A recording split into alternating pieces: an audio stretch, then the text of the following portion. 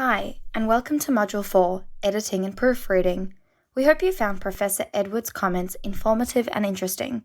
The reason we started with that video is that Professor Edwards emphasized the importance of revision, and this is the space we're occupying in this module.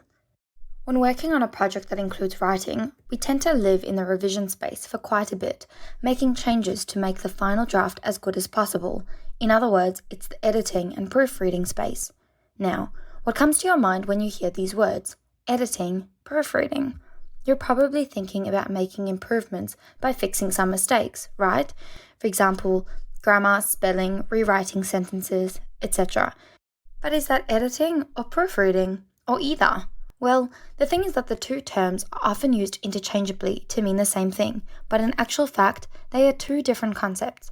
So this module will give you a very clear idea of what editing is and what proofreading is, how they differ, and how to proceed through these distinct stages of the process of writing. First, let's talk about editing. This is what we do when we have some material written, or even a complete first draft. So what is the focus of editing? It is this. You're thinking about whether your draft is well organized in terms of idea development within paragraphs, if the transitions between paragraphs are logical, and you're looking at how you've used evidence to see if it supports your argument effectively. So all of this together means that you're focusing on the content of your writing, or the what of your writing. Okay?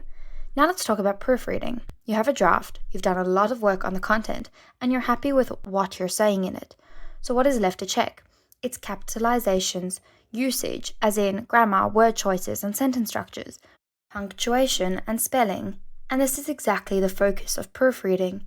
Can you see how it differs from editing? You're no longer focusing on the content, on the what of your writing. You're now thinking about the form of your writing.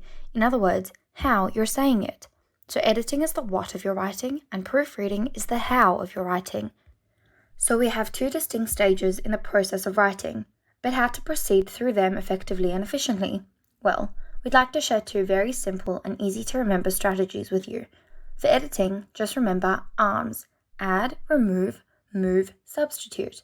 So these are your options for editing the content. For proofreading, remember CUPS: capitalizations, usage, punctuation, spelling. Be sure you check these aspects thoroughly so that you don't submit a faulty product.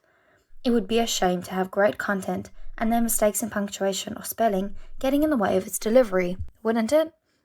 So there you go. Now you know what editing is and what proofreading is and how to do both. Remember ARMS and CUPS.